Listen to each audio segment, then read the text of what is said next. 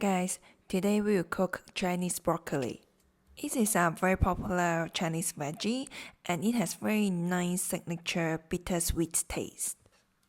It usually comes in very long branch, so firstly cut it in half. Transfer it to the washing bowl, add the water and 1 teaspoon of salt.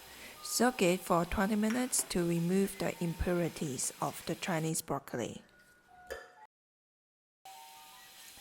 After that, wash it with running water to make sure it's clean properly. Then set aside. And then firstly, we're gonna cut the end of the stem because it's already dried out. Then cut the stem in diagonal shape. By doing this, it's easier for stir fry. The leaves are really huge, so cut them into 3 equal parts or 4 equal parts for easier stir fry. After that, the leaves gonna look like this size. The size looks still big, but after stirring fry it will shrink into much smaller. Then set aside both the leaves parts and the stem parts. The stem parts take longer time to cook, so we will cook them first. Heat up the wok, add some cooking oil, heat up the cooking oil, then add 2 cloves of garlic mince and 4 slices of ginger. We use quite a bit of ginger in this recipe because the Chinese broccoli, the taste is quite robust, so it goes well with the taste of ginger. Then stir fry for about 30 seconds in medium to low heat. Firstly, we add the stem first because it takes longer time to cook. Turn to high heat and stir fry for 30 seconds to cook a bit.